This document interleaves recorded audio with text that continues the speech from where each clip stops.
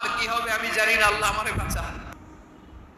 বিশ্বনবী পাগলের মতো একবার হাউজে কাউসারে যাবেন, একবার সিরাতে যাবেন, একবার পুলসিরাতের দিকে, একবার হাউজে কাউসারের দিকে পাগলের মতো দৌড়াতে থাকবেন। তার কোনো গুনাহগার উম্মত যাতে জাহান্নামে ঢুকে না যায়, সেদিন কেউ সুপারিশ করতে পারবে না বিশ্বনবী ছাড়া। বিশ্বনবী মাকামে মাহমুদে যে আল্লাহু আকবার বলে সিজদায় লুটিয়ে পড়বেন, আল্লাহ রাব্বুল আলামিন বিশ্বনবীকে এমন কিছু চমৎকার শব্দ শিখাবেন, ওই শব্দগুলো দিয়ে আল্লাহর প্রশংসা করে বিশ্বনবী কাঁদতে আরম্ভ করবেন। বিশ্বনবী এমন ভাবে অজর দ্বারায় সিজদায় লুটিয়ে পড়ে কাঁদবেন, রব্বুল আলামিনের রহমতের দরিয়ায় জোশ লেগে যাবে।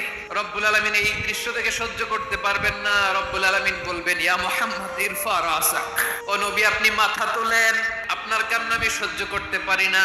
নবী আপনি মাথা তোলেন, আজকে আপনি যা চাবেন তাই দেন। যে বিভীষিকাময় সময়ে প্রত্যেক নবী বলেছেন আমি পারবো না, প্রতিটি নবী বলবেন নফসি নফসি, আল্লাহ তুমি আমারে বাঁচাও, আমারে বাঁচাও। বিশ্বনবী মাথা তুলবেন, তুলে বলবেন আল্লাহ তুমি আমার গুনাহগার উম্মতকে বাঁচাও। এই দুনিয়ার বুকে